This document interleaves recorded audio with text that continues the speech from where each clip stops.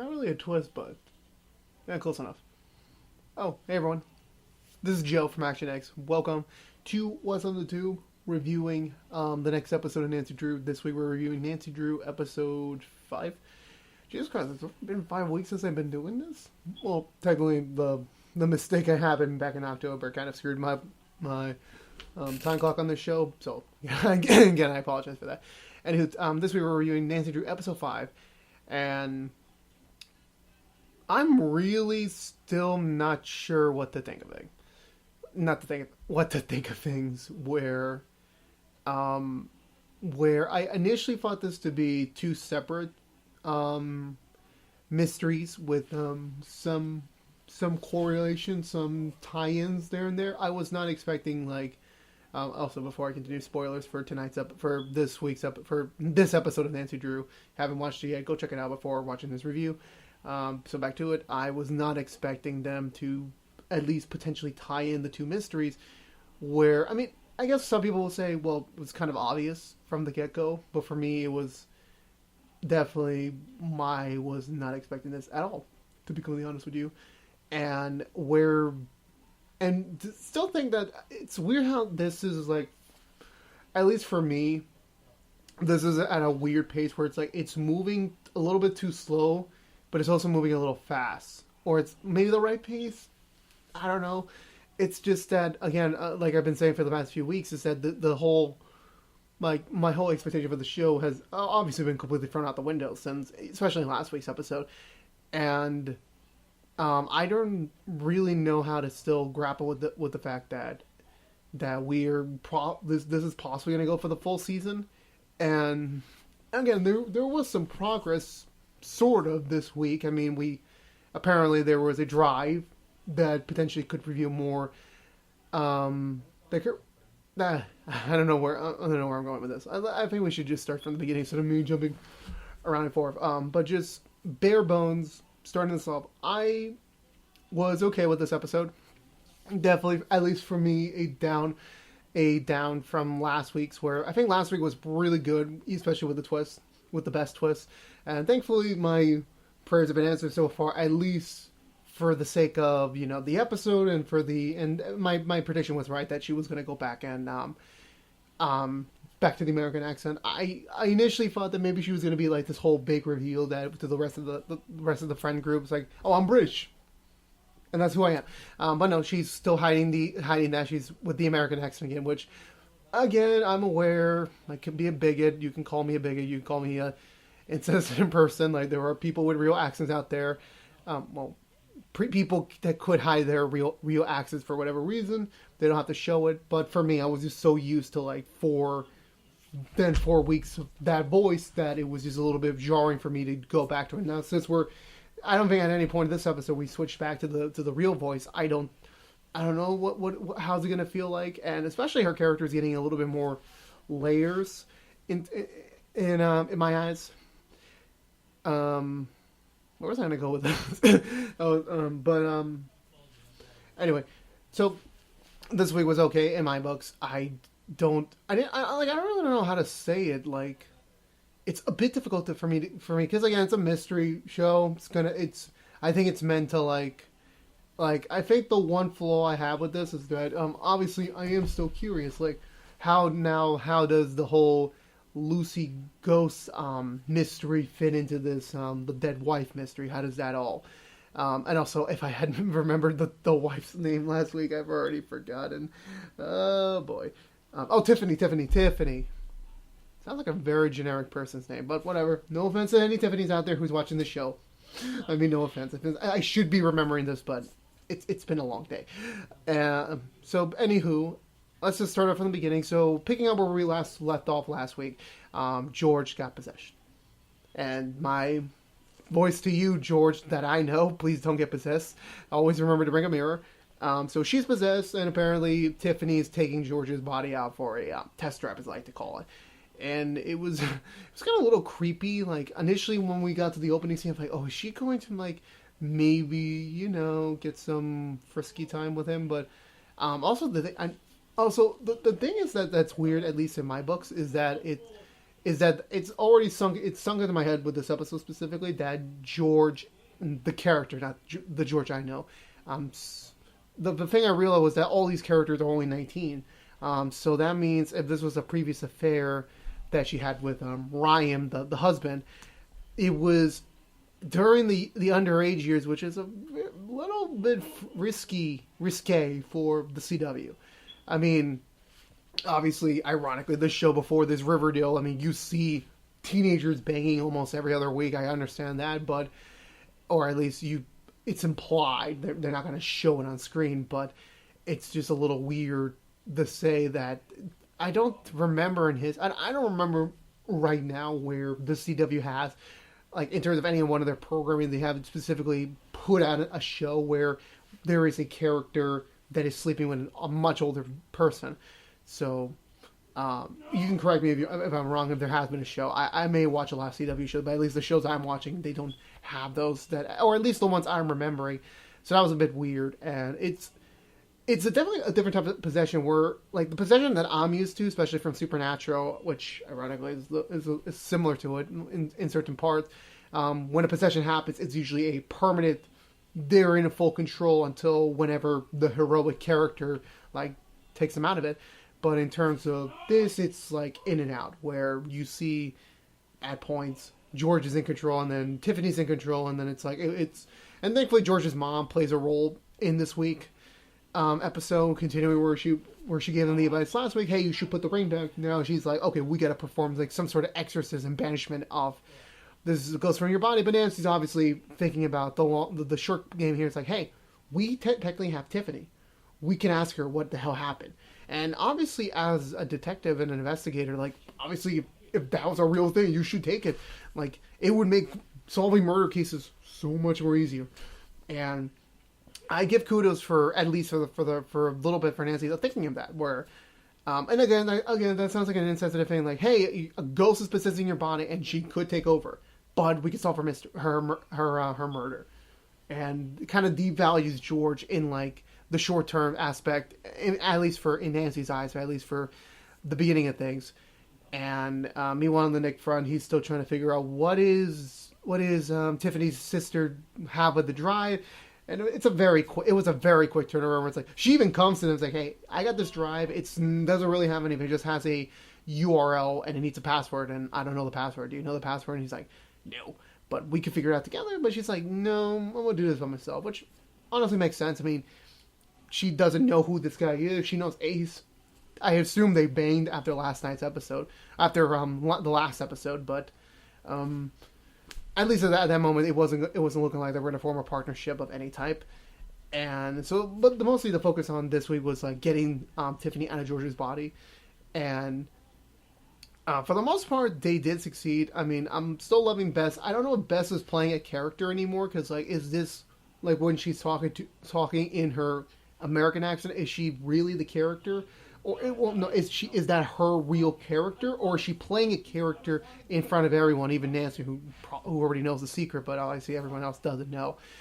And this was basically a George episode where I think last week, no, I already forgot. No, last week was the best episode. This week's a George episode. But didn't we already have a George episode? I'm already forgetting. Jesus Christ. No, first was Nancy, then was Nick. No, was the second episode Nick? What's the third episode? I forget. Anyway, so next week better be that long way to 8th episode. Hear me on Nancy Drew Writers. It better. Actually, by the promo, I don't think it is. Anyway, back to the main plot of things.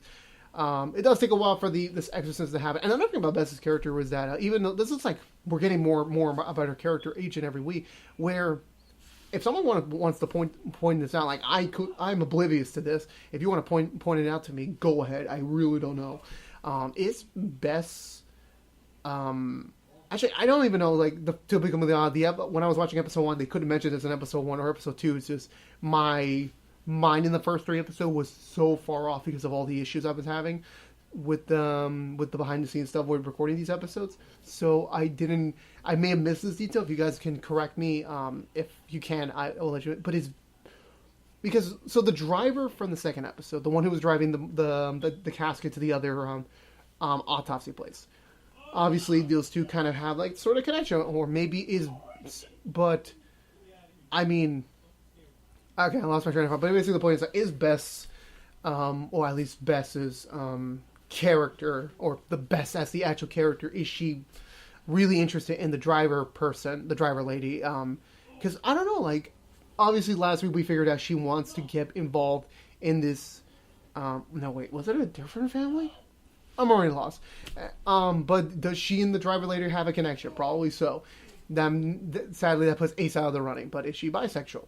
I don't know. But basically, we're learning more and more about Bess every week, and it's kind of interesting. I wonder how much longer she'll have a role to play with this show, especially with the whole. She's got multiple things going on, especially besides the mystery stuff. Anyway, they managed to figure out that Tiffany is indeed mad at George for obviously having the affair, and there's never a clear motive of what she wants to do. Like, does she want to kill the husband? And I already forgot his name. God damn it. Or did she want to self-harm George? I really don't know. Like, Tiffany's motives here were a little bit weird. I mean, then again, she's a ghost trying to possess a body. I'm guessing it's not like a right away. Like driving a car, like, you got to learn how to do things. But I don't really know what her plan was. Yeah, so they eventually do get her out. There was a moment where it's like, were these certain characters going to like, hey, why don't we let her stay in the body for now? But it's like, no, that's kind of wrong. We got to let George live her life too. They managed to do it, but she gives Nick the password for the drive, and he had to promise her to keep her sister safe, who is obviously dead set on solving this investigation too. So George is fine, everything's fine, but Nancy then gets an epiphany about where she can go on the Lucy front, because like it's kind of weird, like she's really dividing her time between the two cases. And also, point to note is that also timeline wise.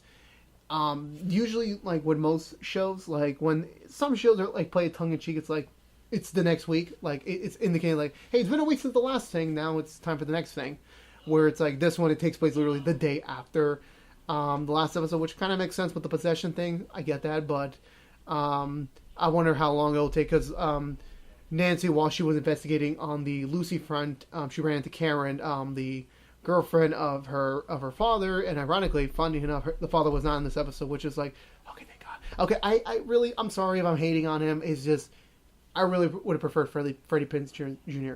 Give me a few more episodes to get used to him, and I'll stop with those jokes. So once she figured out about her and the Lucy connection, she's like, I'm gonna look into that more, and she decides, you know what, I'm gonna dig up the old time capsule. Which, that term I have never heard, never seen, and never used in, like, more recent years. She gets to dig it up through this other guy who I don't think he was set up in any other episode, but this guy shows up. He's in construction. He was going to do business with Tiffany's husband's family, but then he pulled out because of the husband's shady, well, not shady, but, like, his failures in previous business management. Reminds me of another president we have. Anywho, politic jokes aside. So Nancy gets the time capsule. She finds this very spelled out CD, and she manages to play it. And then there was a glitch, but it turns out it was actually a ghostly interference with a certain phrase. And she figures out that Ryan, the husband, went to the high school. And that's, I think, where we leave things off here. But before I continue that, I'm trying to remember if I'm forgetting any other plot points. Also, the Nick and Ace did manage to crack the drive, and he finds that there's a connection between the construction dude, who was also with Nancy when he called her, but she ignored his call. So, is that already signs of separation again? Who really knows? I think that's it. George is probably gonna have some minor PTSD next week. I'm assuming from being possessed by ghosts, if I have to make an educated guess. Now, before I get to my final review of the episode, because I think that was my recap, let's go back to Joe's Mystery Corner. I would move the camera to, like, my corner of my house, but I'm not going to do that. Anyway, so back to Joe's Mystery Corner. So now that we're pretty much getting the beginning seeds of merging these two timelines together. Now, last week I said, like, let's do the Lucy front here, because that was kind of how we ended things off here. With Ryan's inclusion in this mystery now, his commitment to this mystery, does that put the dad's guilty thing at a place? Well, not really. We last week we obviously got a hint that Nancy's dad had a prior connection to the Hudsons, to Ryan's family. We got a connection there, but we never really got a specific like a direct line of like, this is what you did and this is probably something happened between them. What happened? I don't think they mentioned it, so I don't know. And also, it's kind of hard for me to believe that Nancy's dad and Ryan are the same age. I don't believe it. I don't buy it. Could be a choice of actors, could be the choice of style. I don't know. I just don't believe they went to the same high school. But anyway, on that front, with Ryan's inclusion, it definitely makes things shady because like already he's a shady person. So it's like, was he shady even in high school? Like being now let's call him a rich asshole teenager. Could be possible. Could be possible. He did something with her and then he betrayed her, and maybe he was a factor into her murder. But right, and also when Karen's details of like, oh, they were friends, but then something happened in junior year. So I'm assuming now, sadly, I have to put the dad off the board. Not 100%. I'll put him off the main figure. I'm going to put Ryan front and center, as well as with him in the dead wife case and Tiffany's death. So at this point, I'm going to assume Ryan's the big bad here, but he's just playing like the thing that I also love about mysteries is that we don't know specifically a character's true character until we get that big twist where it's like, okay, I really did it, so I'm going to make a 180 in my personality, and then you're going to start to see it's been right in front of you the whole time. So it could be that Ryan's not the murderer in either cases. It's just that he's a really arrogant, pompous asshole who just wants money. It could be there's someone else at play, but right now, given what I know, it's like it's probably Ryan and his family. And well, Ryan solely in the Lucy case, Ryan and his family in the Tiffany case. And that's going to do it this week with Joe's Mystery Corner. Check out next week. Anywho, so overall review, I like the episode. It was definitely a downgrade from last week's episode. In terms of, I think it was it's a more character-driven episode. This was definitely a George episode where we got to push a little bit more. And I did respect the fact that at the end of the day, Nancy did the right thing. And instead of pursuing like, hey, let's figure out the mystery now. Let's ask her now. Let's let her stay in George's body. She did the right thing. And it definitely shows that they're still taking steps towards hopefully fully putting some repairs on their friendship. And I personally can't wait to see how things go from there. And still curious in the best front. Still want an Ace episode. And I'm just very curious, given the promo for next week, how creepy it's going to be. And that's going to do it here. So overall, I give this episode 1 thumbs up. 1. I would get 2, but it was just lacking something. Anyway, that's going to do it for me this week, guys. But if you want to know what's coming up overall on What's on the Tube, next time I will be reviewing High School Musical, the series premiere review. That sounds like a very unnecessary title. Figure out my entire history with the High School Musical franchise this Saturday. So what's going to happen is that ABC, Disney Channel, and I believe Freeform are all going to do an exclusive preview of the new High School Musical show on their channels. But this is a Disney Plus show. Now, I have not, if you haven't watched me when I said on the rookie review, if you're coming from that, I have not yet determined if I'm going to be reviewing the whole season of the High School Musical show. I haven't decided yet. I'm going to see how the first episode speaks to me and whether or not I can be comfortable. I already have a couple of funny ideas how if I would do a whole season review of that show. It's just, 3 factors. Number 1, am I able to support it?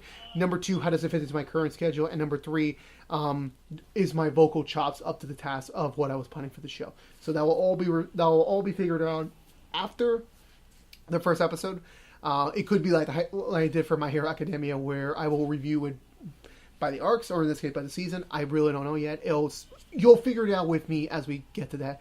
But if you only care about the Nancy Drew stuff, we will have another episode for you next week on the CW.